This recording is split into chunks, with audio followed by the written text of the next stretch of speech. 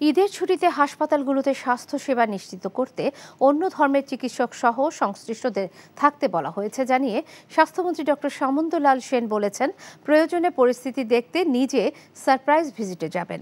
দুপুরে সচিবালয়ে সাংবাদিকদের সাথে আলাপকালে এসব বলেন তিনি। আর ডেঙ্গু মোকাবেলায় মন্ত্রণালয় প্রস্তুত, তবে মানুষকেও সচেতন হতে হবে বলে জানান মন্ত্রী।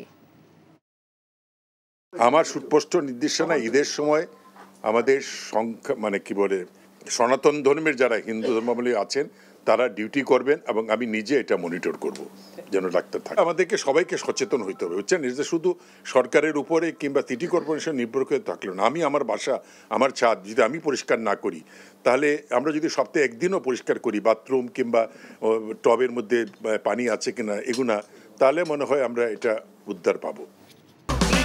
এই ঈদে দেশ জুড়ে কেনাকাটার ফুর্তি হবে শুধু বিকাশে, সাথে ডিসকাউন্ট কুপন, ইনস্ট্যান্ট ক্যাশব্যাক।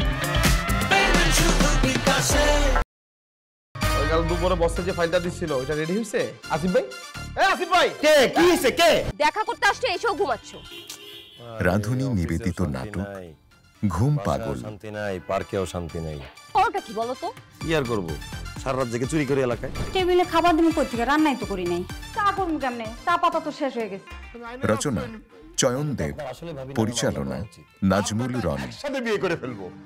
আপনি এই বয়সে বিয়ে করতে পারবেন না বলছি, মানে পারবেন না। আসিফ, তুমি আমার সাথে দেখবেন সপ্তম দিন বাংলাদেশ সময় রাত 9:15 এবং নিউ ইয়র্ক স্থানীয় সময় সকাল 11:15 এনটিভিতে। ইলেকট্রিসিটি চলে যাওয়ার কোনো টাইম পায় না।